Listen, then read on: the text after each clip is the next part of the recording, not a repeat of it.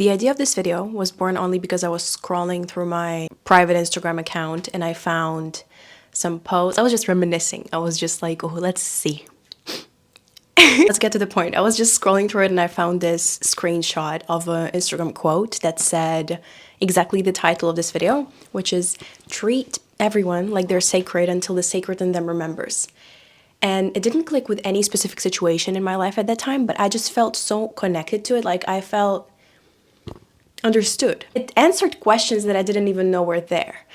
But I also started getting a lot of questions as my channel was growing, because it was 6 months ago. What is a good person?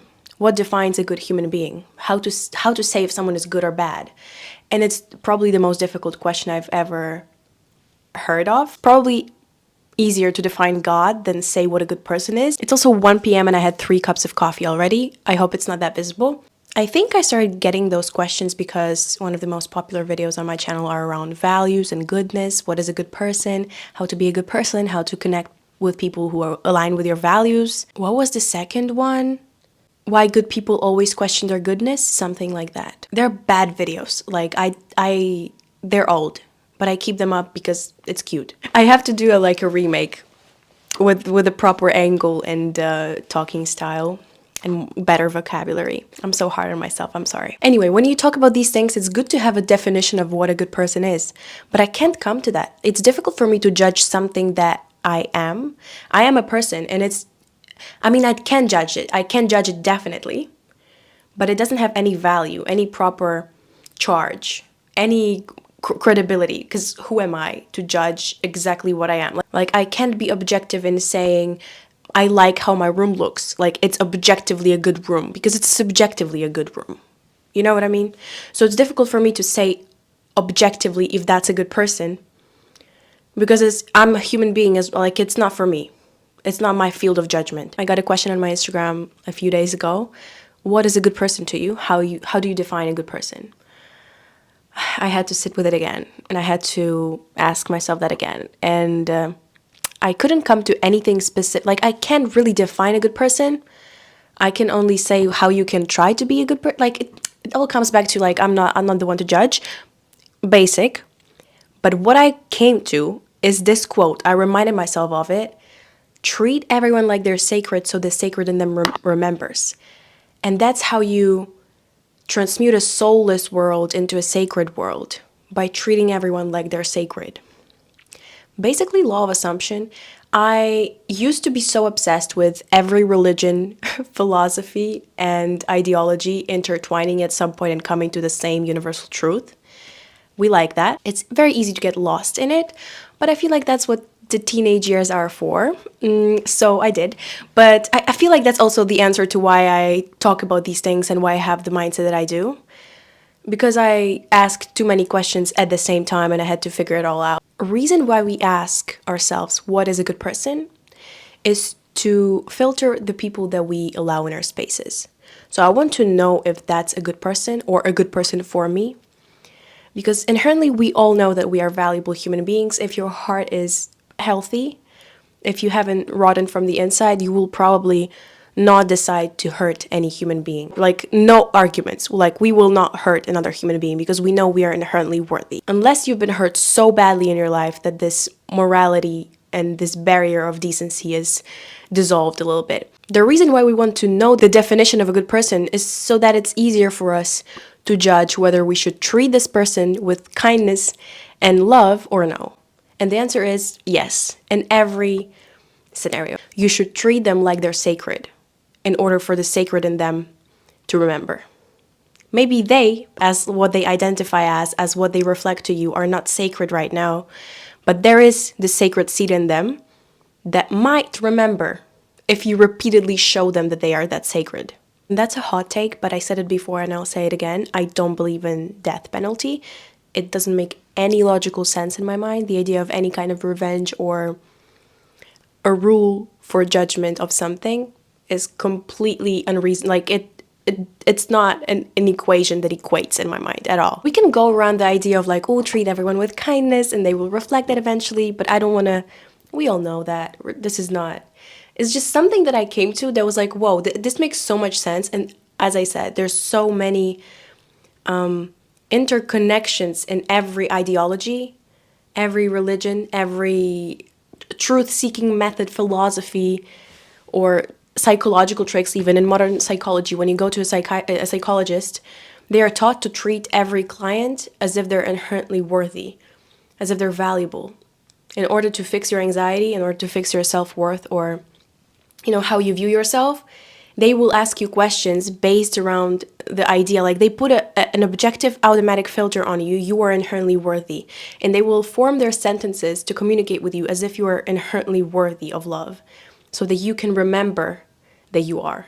Like, they assume so that you receive this assumption and you make it your reality subconsciously. So every ideology works around the same idea. God is within you. Let's go over the examples that I wrote down. Even in Hinduism, the word namaste, I don't know the pronunciation. It only means I bow to the divine within you. How beautiful is that? Even though it can get very easily misinterpreted as you are God. So like, do I want to talk about this?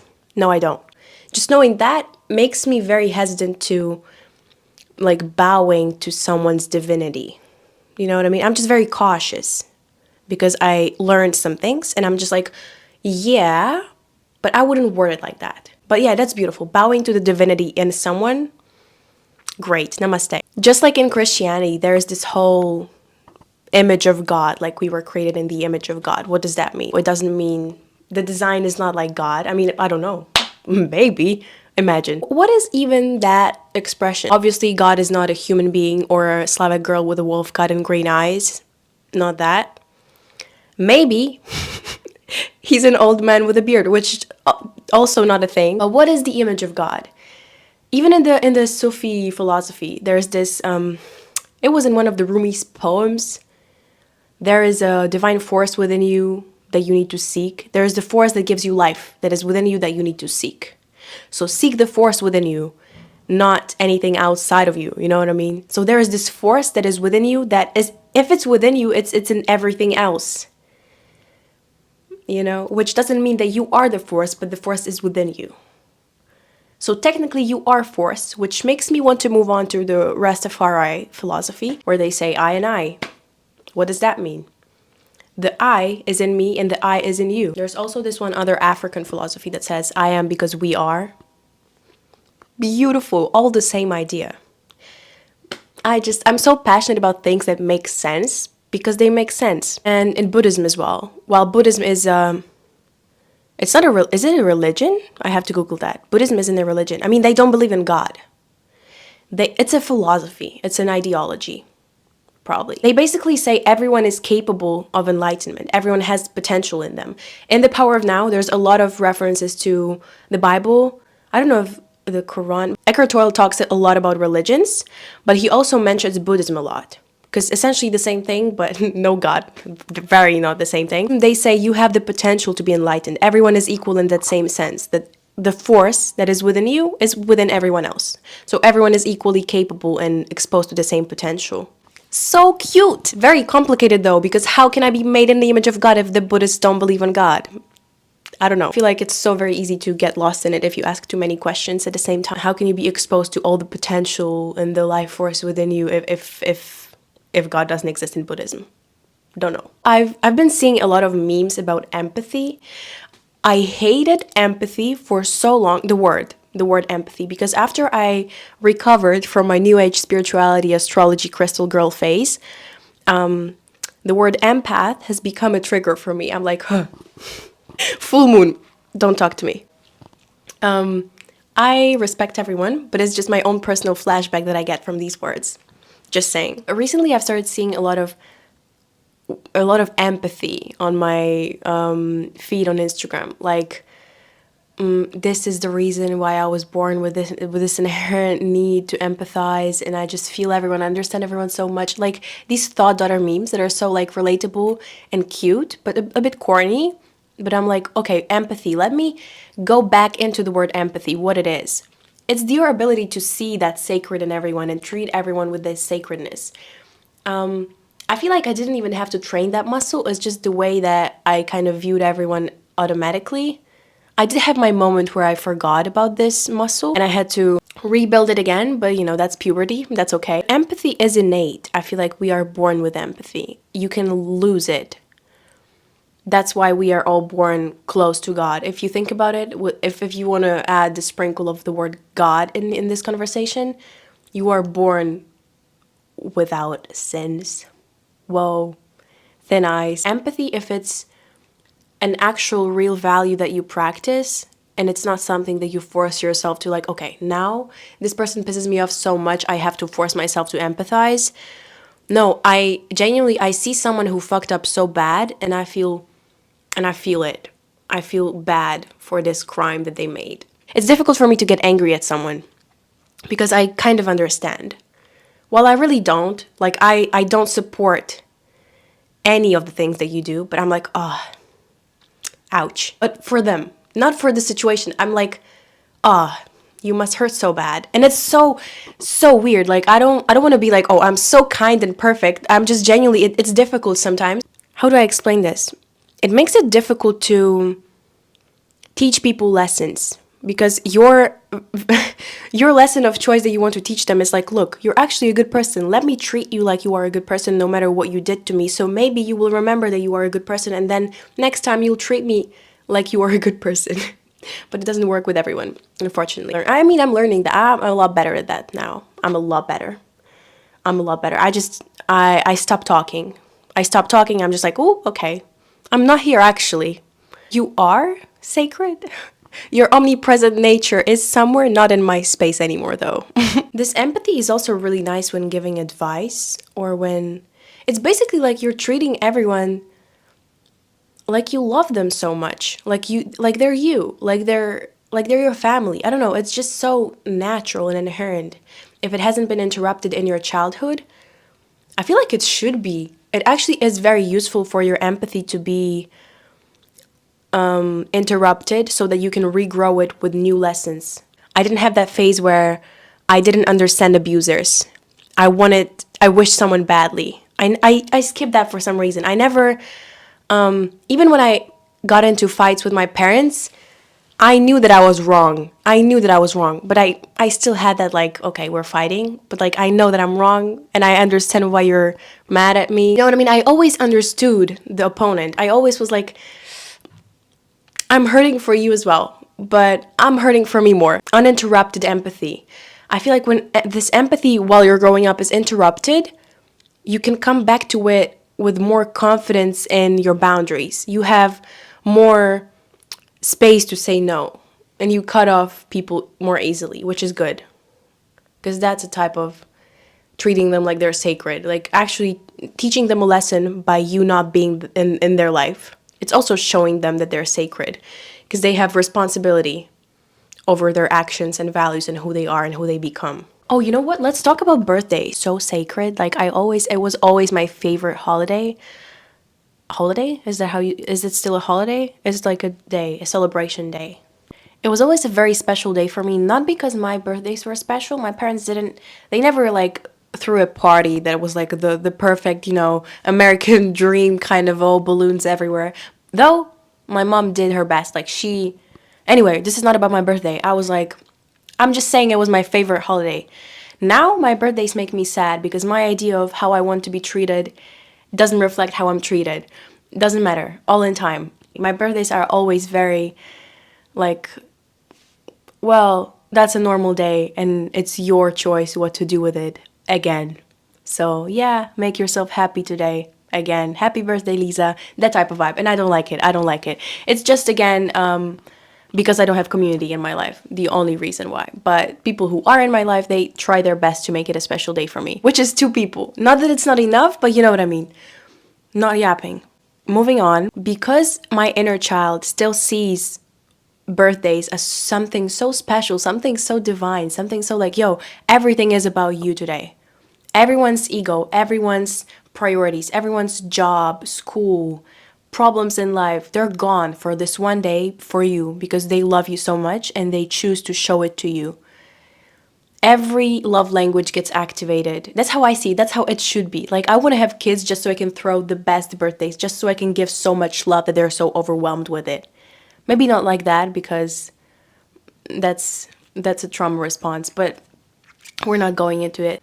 Whenever it's the birthday of someone that I love, and which is a very important criteria here, I feel safe showing them love. That's super important, because I can love you, you can be a very important figure in my life, but we haven't built a relationship that makes me feel safe showing and receiving love.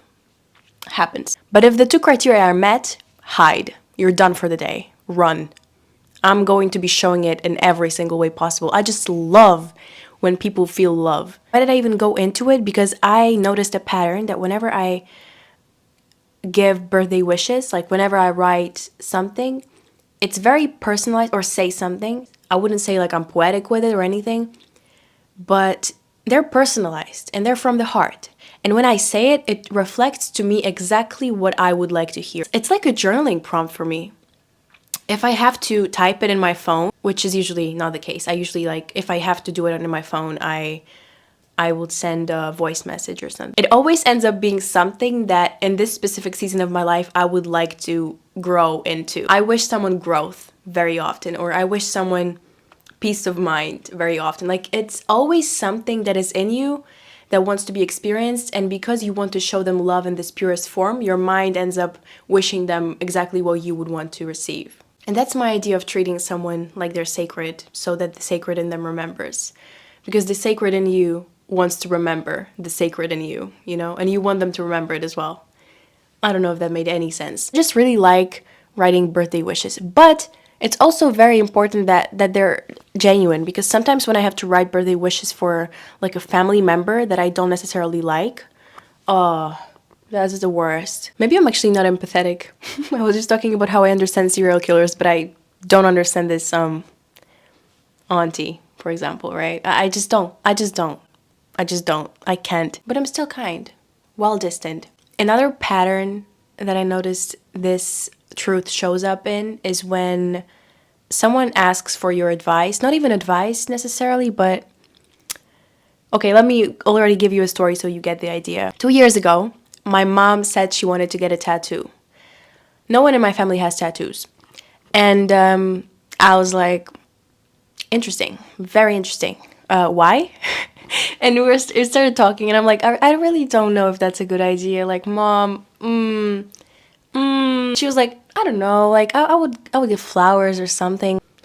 And I'm listening to this. I'm starting to ask her questions. I want to understand. Like, do you have argumentation? What is the reason? Where is this coming from? And she's just like, I don't know. I just want to get a tattoo. It will look nice, like something on my leg or on my arm, like some flowers here and there. And I didn't want to sound rude. I didn't want to like banish her idea or like her passion for this new project. But I'm like, I don't think that's a good idea. Really made it easier for me to come up with a birthday gift for her. I can go book her a session, make her really happy. Like, she wasn't really like planning to do it. She was very indecisive. My mom is like super, I don't know, that's a cool idea. I might do it, I might not, you know? And she was like, I might not. But that was an idea. So I was like, if you want, we can go book you a session, because her birthday was coming up, and I'm like, we can do it. It made it easier for me to come up with a birthday present for her. So I was like, we can do it if you want. Like, you can go and do it. I'll pay for it. She's like, nah. And 2 years later, it was actually a few days ago, we are watching. She never ended up getting a tattoo, thankfully. Neither did I, because I had an idea as well. I wanted to get like a little small minimalistic eye here, literally just like 2 lines and a circle inside, super tiny. So grateful I never did it, actually. Like, it would look horrible. Maybe, I don't know, I have a problem with something that is permanent. Tattoos are just so wrong for some reason in my head. I don't know, I'm scared of things that I can't wash off my skin, you know? Why would I just want to feel clean. That's the emotion that it kind of provokes in me. Anyway, 2 days ago, or like a week ago, we are watching Ukrainian reality show with my mom, which is like about 16-year-olds getting pregnant. And it's a dumb thing to watch, but it's a confession, it's a guilty pleasure. Sorry, not sorry, we just watch it sometimes. This girl has a tattoo, and we're like, or she was a tattoo artist even, like, it's just some kind of a pathological situation like that. And we're watching it. No disrespect to tattoo artists. I actually really, really love your art. Sometimes it's really impressive. I actually think some tattoos look beautiful. Not on my body though.